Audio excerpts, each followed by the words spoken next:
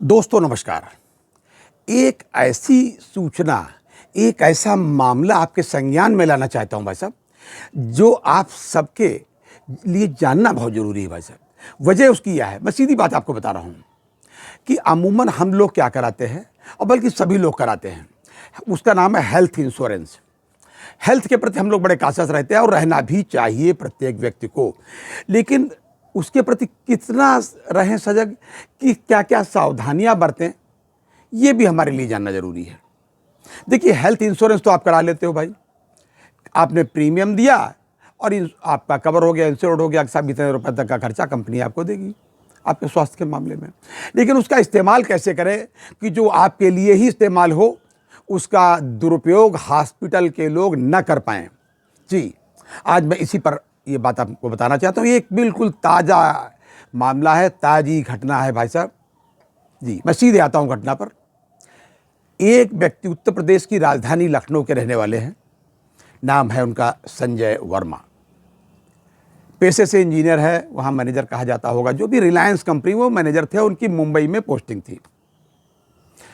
27 तारीख को, जी यानी कि 27 फरवरी को अचानक उनका स्वास्थ्य कुछ खराब हो जाता है, तबीयत खराब हो जाती है अपने ऑफिस में। तो ऑफिस में बता के सीधे घर आ जाते हैं कि भाई हमारे कुछ दर्द हो रहा है, और श्रीमती जी से कहते हैं कि साहब कोई दर्द की टेबलेट हो तो दो। तो उन्होंने कहा दर्द की टेबलेट तो नहीं, मंगा लेते हैं। तो उन्होंने किसी से मंगाया, मंगाने के लिए किसी को भेजा, लेकिन इसके पहले कि वो दवा आती वो बेहोश हो गए। फिर उनको एम्बुलेंस के जरिए उनको एक निकट के, जो उनके घर से, निवास से बिल्कुल निकट था, मुझे लगता है कि आधा किलोमीटर के आसपास रहा होगा, एक हॉस्पिटल, उसका नाम है, प्राइवेट हॉस्पिटल है, भाटिया हॉस्पिटल।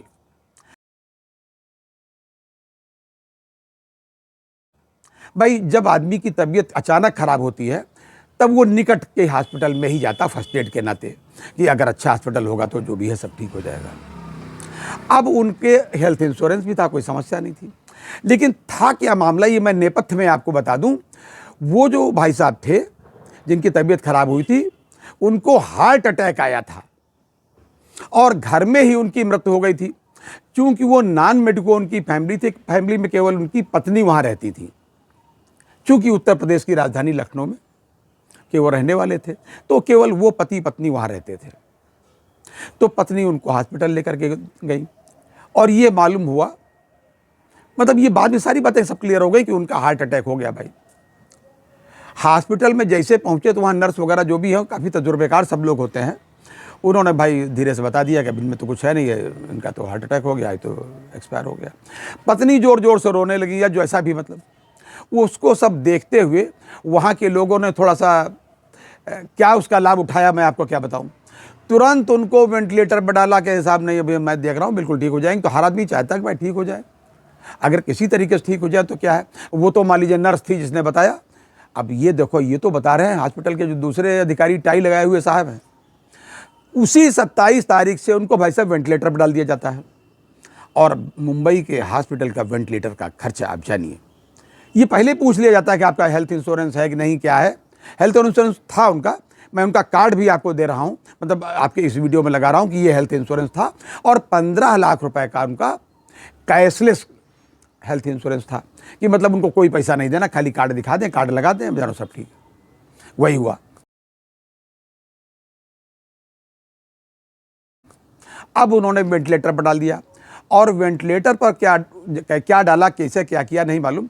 गर्दन तक उनकी पूरी ढकी हुई थी, उसके आगे पाइप और ये सब ढका हुआ, मतलब गर्दन के नीचे का बॉडी उनके दिख नहीं रही थी। और बॉडी बिल्कुल संवेदन शून्य थी, बिल्कुल मतलब शून्य थी, उसमें कुछ भी नहीं दिख रहा था। अगर उसके बारे में कुछ आपको जानना है तो सामने टीवी जैसा लगा हुआ था, मॉनिटर का नहीं, इस पर देख लीजिए। और वो उस पर खुद उन्होंने अपना चलाया हुआ था सारा इंतजाम, क्योंकि उनको मालूम था कि 15 लाख का तो बीमा है। ये भाई साहब 27 तारीख की बात है, 27 फरवरी की। जब वो 5 तारीख तक ठीक नहीं हुए, और उनको पहले ही बता दिया गया, 3 तारीख को उनको बताया गया कि साहब MRI इनका होगा, बाकी सारी रिपोर्ट इनकी नॉर्मल है, नॉर्मल रिपोर्ट बताई गई। तो क्या ठीक है भाई, जो है सो है, MRI करिए या जो भी आप ठीक करें भाई, हम तो हॉस्पिटल लाए हैं। फिर उन्होंने MRI किया, क्या किया या नहीं किया, कुछ फिगर दी उसमें से। वो काले काले गोल गोल बने हुए, मैं वीडियो में कहूँ तो डाल दीजिए, बड़ा लंबा होता है लेकिन मैं डाल देता हूँ। उसमें बाकायदा नीचे लिखा भाटिया हॉस्पिटल। खैर, उसके बाद में उन्होंने बताया कि वेंटिलेटर पर रखना बहुत ज़रूरी है, उनके बचने के चांस तो केवल 3% है, हम तो ज़रूर पूरी ताकत लगाएंगे। और हर आदमी चाहता है भाई पूरी ताकत लगाओ, हॉस्पिटल आदमी ले ही जाता है। और उनको बताया नहीं कि इनको हुआ अभी तक क्या है। पूछने पर ये बताया कि साहब इनको हार्ट अटैक हो गया था, आने में इनको देर हो गई तो इनका मस्तिष्क तक ब्लड नहीं पहुंचा, अब इनको तो सब ऐसे है मामला। तो उन्होंने कहा जब ये हालत है तब हम इनको या तो अपने निकट के हॉस्पिटल में ले जाएंगे या किसी अन्य हॉस्पिटल से भी सलाह लेंगे, क्योंकि आपके यहाँ रहते हुए इतने दिन हो गए। ये बात 4-5 तारीख की है, 4 या 5 तारीख से शाम से लेकर के फिर 5 तारीख तक इन्होंने कई बार कहा कि साहब हमको कहीं रेफ़र कर दीजिए। तो इन्होंने कहा हम रेफ़र तो नहीं करेंगे, बिल्कुल नहीं छोड़ेंगे, क्योंकि तब तक उनका बिल पूरा नहीं हुआ था। मतलब मुश्किल से मैं समझ रहा हूँ कि 4-5 लाख रुपया उनका बिल हो पाया था, बड़ी मुश्किल से। तो उनकी समस्या थी कि बिल अपना पूरा करें 15 लाख। खैर, तो इन लोगों ने कहा साहब हम अपनी कल नहीं, वो रास्ते में ही ख़त्म हो जाएंगे, और जैसे वेंटिलेटर हटाए 1 घंटे नहीं चलेंगे तो कल साहब हम अपनी रिस्क पर ले जाएंगे, किसी दूसरे हॉस्पिटल में दिखाएंगे जब आपके यहाँ कोई स्थिति में परिवर्तन हो ही नहीं रहा। और आप भी कह रहे हो, और सच्चाई ये थी कि उनकी मृत्यु पहले हो चुकी थी। ये हिंदी फिल्म में भी एक में अक्षय कुमार जी ने दिखाया था। मुझे लगता था कि ये सब फिल्म वाले फिल्म ऐसे बनाते हैं, लेकिन वास्तव में ये सच्चाई पर आधारित होती है। खैर साहब, उन्होंने नहीं छोड़ा। तब जब उनके एक रिश्तेदार और बाकी के लोग दौड़ दौड़ के आए वहाँ, उन्होंने उनसे बात की और कहा साहब अगर आपको हॉस्पिटल का पैसा मिल रहा है इंश्योरेंस से तो आप इसको नहीं छोड़ रहे हो। तो भाई साहब हम इसका क्या करें, जब आप ये ठीक नहीं हो रहे हैं तो हम अपने मनचाहे हॉस्पिटल ले जाना चाहते हैं। तो उन्होंने कहा किसी ऐसे हॉस्पिटल से लिखा के लाओ जिसमें वेंटिलेटर भी हो और वो लिख करके दे, हम इनको लेने को तैयार हैं। भाई किसी हॉस्पिटल में मरीज जाता है, सरकारी में, प्राइवेट में, हर आदमी लेने को तैयार है। भाई कौन नहीं लेगा? ये कोई कोरोना पीरियड नहीं कि हमारे पास बेड नहीं है, लेकिन लिख के कोई नहीं देता है। ऐसा उनको मालूम था भाटिया हॉस्पिटल वालों को, तो वो इनको दौड़ाए रहे और वो बेचारे कहीं ना लिखा पाए, उसी में परेशान रहे। तो उन्होंने कहा साहब मैं अपनी रिस्क पे ले जाना चाहता हूँ, हम तो नहीं छोड़ते, हम इसको अपनी रिस्क पे नहीं, बिल्कुल नहीं देंगे भाई साहब। तो इन्होंने कहा अगर हम पैसा वहाँ से रुकवा दें आपका तब तो आप छोड़ोगे, कल बिल्कुल नहीं छोड़ेंगे तब आप को पैसा देना है, पैसा वसूलना हमें आता है, बॉडी कैसे यहाँ से ले जाओगे? ये बात मैं बताता हूँ किसने बताई उनको। ये बात वहाँ एक बाहर बढ़िया सी टेबल पे लगी हुई थी, एक साहब टाई लगा के बड़े खूबसूरत से बैठे हुए थे और वहाँ पर लिखा हुआ था पेशेंट रिलेशन ऑफिसर जी। ये उन साहब ने बताया और उन्होंने ये भी कहा कैसे बॉडी ले जाओगे, पैसा तो आपको देना ही पड़ेगा। और बीमा, फिर उन्होंने कहा साहब अगर बीमा खत्म हो जाएगा तब भी यही हालत रही तब क्या करोगे? तब उन्होंने कहा तब पैसा आप दोगे, नहीं तो हमको वसूलना आता है, हमारे पास रिकवरी एजेंट है हमारे हॉस्पिटल के। बहुत ताज्जुब हुआ सुन करके। तो लोगों ने सोचा कि अभी तक तो हमने बैंक के रिकवरी एजेंट सुने थे, उस पर भी कोर्ट ने और रिजर्व बैंक ने, सब लोगों ने प्रतिबंध लगाया हुआ कि आप ऐसा नहीं कर सकते, और यहाँ ये गुंडे रखे हुए हैं। तब उन्होंने भाई देखिए उत्तर प्रदेश का आदमी वहाँ सरकारी नौकरी करता, माफ़ कीजिएगा रिलायंस में नौकरी कर रहे हैं, पढ़े लिखे आदमी क्या कर सकते हैं? केवल पत्नी उनके साथ में, एक आध उनके रिश्तेदार दूर दराज से आए, वो वहाँ बाहर क्या कर सकते हैं? तो सब लोगों ने इधर उधर हॉस्पिटल में गए दौड़ते हुए कि भाई कहीं कोई लिख दे साहब मैं लेने को तैयार हूँ। बड़ी मुश्किल से 9 तारीख को उनके एक रिश्तेदार ने लखनऊ के हॉस्पिटल से लिखा करके दिया, उनको पूरी बात बताई और उनकी पूरी रिपोर्ट दिखाई कि साहब ये रिपोर्ट उन्होंने बनाई है केस हिस्ट्री, और ये है केस हिस्ट्री। उन्होंने मांग ली थी, उन्होंने केस हिस्ट्री अपने बना बनू सजा के बढ़िया सी दे दी। तो लखनऊ के हॉस्पिटल ने उनकी देखी तो उन्होंने कहा केस हिस्ट्री के हिसाब से तो ठीक है, हम इसको देखेंगे, क्यों ऐसी क्या बात है, हम लिख के देख देते हैं। उनके यहाँ वेंटिलेटर भी है, सब कुछ, बड़ा अच्छा हॉस्पिटल है, लखनऊ का सम्मानित हॉस्पिटल है उत्तर प्रदेश की राजधानी। उधर उनके एक अन्य रिश्तेदार जो लखनऊ में, माफ़ कीजिएगा, जो वहाँ थे तो लखनऊ के ही मूल निवासी और वो पटना में उनकी नियुक्ति थी, वो भी इंजीनियर थे, वो आए हुए थे मुंबई और रिश्ते में उनके साले लगते थे। उन साले साहब ने भी कुछ हॉस्पिटल्स में काफ़ी मेहनत की, दौड़े, तो एक सरकारी हॉस्पिटल ने वहाँ भी लिख के दे दिया कि भाई मैं भी लेने को तैयार हूँ। जो रिपोर्ट दिखाई थी उसको देख करके, रिपोर्ट कितनी सस्ती तो भगवान ही जानता होगा, लेकिन जब दोनों रिपोर्ट एक साथ पहुँच गई 9 तारीख को दोपहर में, आफ्टरनून में समझ लीजिए उनके पास में, मुझे लगता है कि ये 2 के आसपास का टाइम रहा होगा, दिन में अपराह्न का, दिन के 2 बजे के आसपास का।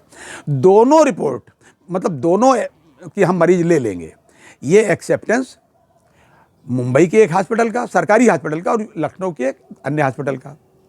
तब उनके पास समस्या हो गई कि अब क्या करें। तब उन्होंने 9 तारीख को, तुरंत ही नहीं लेकिन थोड़ा आपस में विचार विमर्श किया होगा, रात में उनको डेड डिक्लेयर कर दिया 9:05 के आसपास।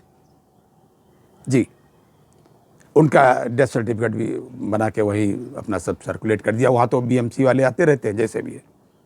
तो ये स्थिति है उनकी। मैं आपको क्यों बता रहा हूं, मैं आपको सिर्फ इसलिए वैसा बता रहा हूं कि आप लोग प्लीज होशियार रहें। सबसे पहले तो यह है कि यथासंभव आप अपने पेशेंट को, हम जब भी कोई मामला पड़े, भगवान करे कभी ना पड़े, लेकिन अगर पड़े तो सरकारी हॉस्पिटल में ले जाएं। सरकारी हॉस्पिटल में लोग पढ़ लिख कर डॉक्टर बनते हैं, और प्राइवेट हॉस्पिटल के डॉक्टर या प्राइवेट हॉस्पिटल जो होते हैं उनकी बिल्डिंगें बड़ी खूबसूरत जो होती हैं वो रुपए से बनती है, और वहाँ डॉक्टर हायर किए जाते हैं। और कुछ डॉक्टर ऐसे हायर किए जाते हैं जिनका नाम केवल बोर्ड पर लिखा जाता है, और बोर्ड वो आते कभी नहीं।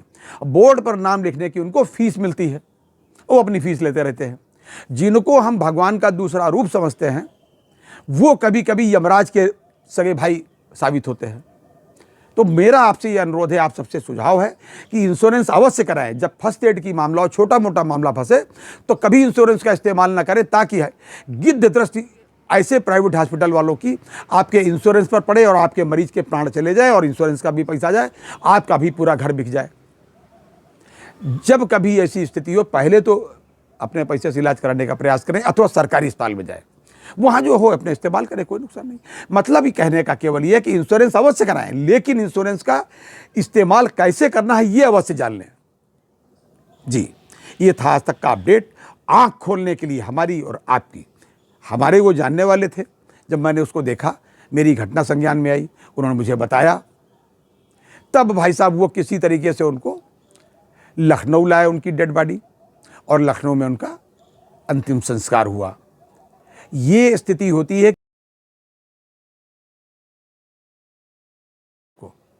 खैर, अब आपसे यही निवेदन है कि ईश्वर से प्रार्थना है कि कभी भी आपको ऐसी ज़रूरत ना पड़े। अगर कभी ज़रूरत पड़े तो सरकारी हॉस्पिटल पर भी विश्वास करिएगा।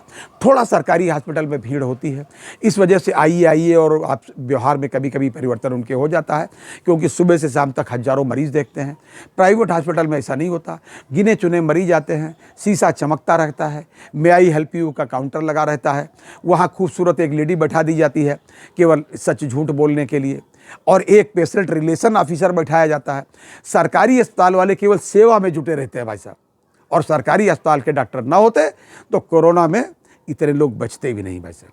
किसी ने कोई ट्रीटमेंट प्राइवेट हॉस्पिटल वालों ने कतई भाई साहब नहीं किया, कहने के लिए कोई कुछ भी कहे। ये था आज तक का अपडेट। अगली बार किसी अन्य अपडेट के साथ फिर मिलते हैं, तब तक के लिए इजाज़त दीजिए और अपनी सेहत का जरूर ध्यान रखिए। जय हिंद, जय भारत, नमस्कार।